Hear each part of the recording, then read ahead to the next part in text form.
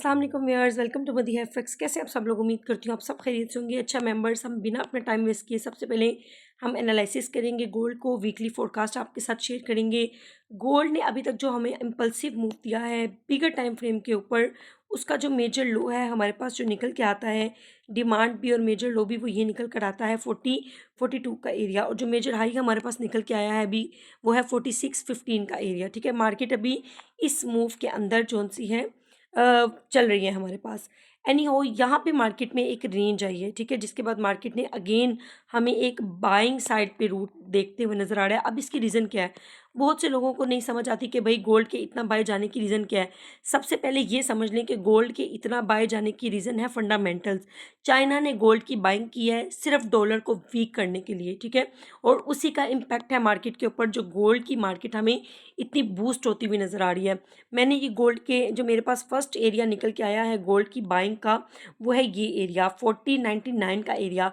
मैं बस याद रखिएगा, अगर तो मार्केट हमें एक अपॉर्चुनिटी देती है जो कि देनी चाहिए मार्केट को, 41 या 14 के एरिया के आसपास अगर यहाँ पे मार्केट आती है, तो मुझे ऐसा लगता है हम लोगों के लिए बेहतरीन एरिया है ये लॉन्ग टर्म गोल्ड को बाय करने का। अगर गोल्ड इन दो एरियाज़ के आसपास आता है ना, ये जो मेरा 4231 और 4117 का एरिया है, तो आंखें बंद करके गोल्ड को लॉन्ग रूट के लिए बाय कर लें।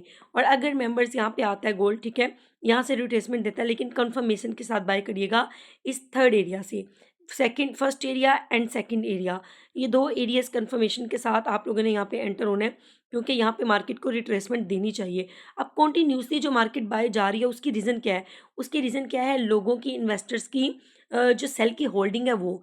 जब भी लॉन्ग टर्म या शॉर्ट टर्म कभी भी गोल्ड ने जाना होता है, तो याद रखिएगा पहले उसके अल्टरनेट डायरेक्शन के अंदर लोगों को मैनिपुलेट किया जाता है।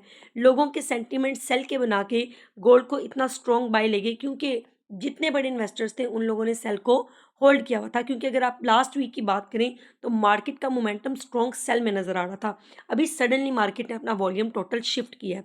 अभी मेरे पास ये दो टारगेट है गोल्ड के, और ये मेरे एक्सपेक्टेड एरिया हैं जहाँ से गोल्ड हमें बाय जाता हुआ नज़र आ सकता है। इसके अलावा मैं एक दफ़ा आपको बिग टाइम फ्रेम की पिक्चर दिखाऊंगी, ताकि थोड़ा सा आपको क्लीन तरीके से नज़र आए कि एक्चुअली में हुआ क्या है। आप देखिए कि यहाँ पे बिगर टाइम फ्रेम की ट्रेंड लाइन थी, जिसकी मैंने आपको लास्ट वीडियो में भी बताया था कि देखिए प्रॉपर मार्केट ने इसका ब्रेकआउट किया है, ठीक है।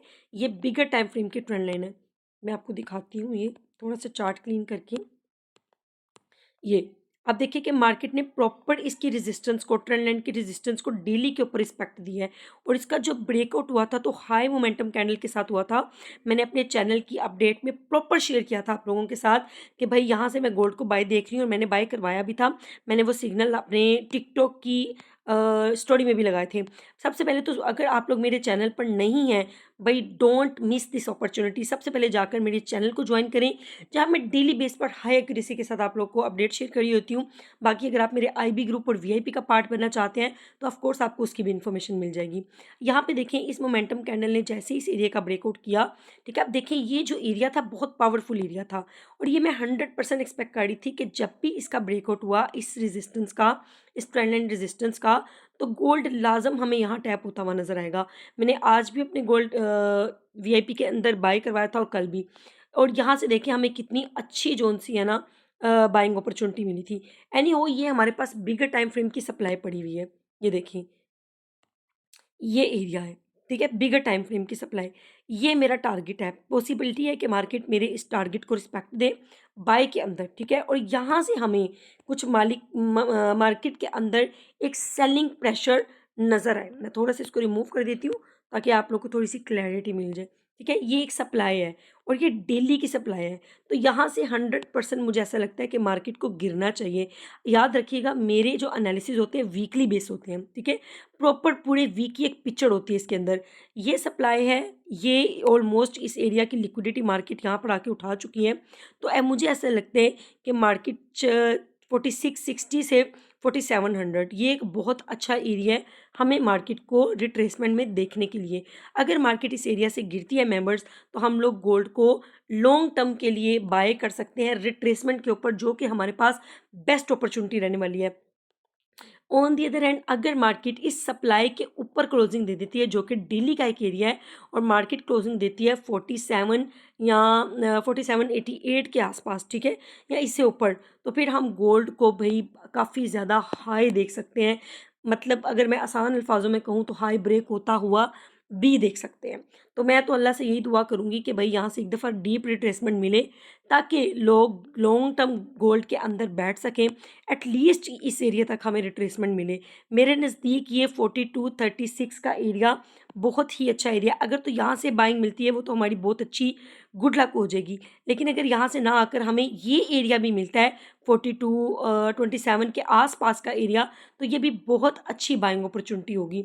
बहुत ही क्लियर, बहुत ही इफेक्टिव, बहुत ही सिंपल एनालिसिस होते हैं मेरे, और रियलिटी बेस होते हैं, अथेंटिक होते हैं। आप लोग अपने चार्ट्स पर अप्लाई किया करें। कोई भी कन्फ्यूजन हो, मेरा चैनल अवेलेबल है। चैनल का लिंक, मेरा पर्सनल नंबर बायो में दोनों मेंशन है, ठीक है, तो आप उस पर कॉन्टैक्ट कर सकते हैं मेरे साथ।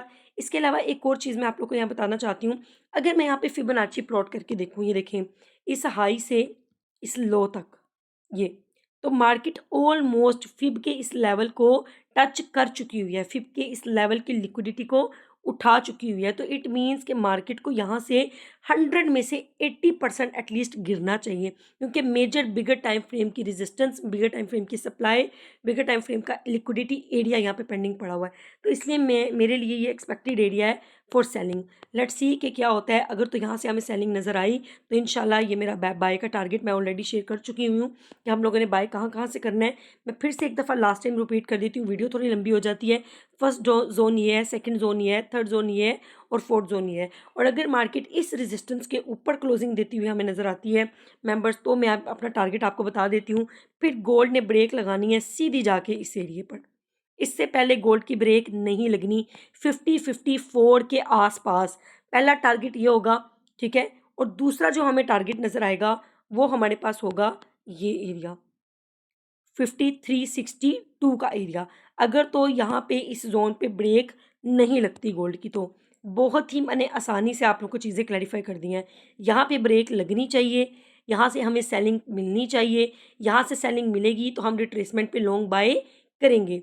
अगर यहाँ से सेलिंग नहीं मिलती, प्रेशर से गोल्ड फिर बाय जाता हुआ नज़र आता है, तो फिर चांस है हमारा टारगेट 5042 हो और टारगेट 5289 का एरिया हो। दुआओं में याद रखिएगा। ईद मिलादुल नबी की बहुत सी मुबारकें आपको।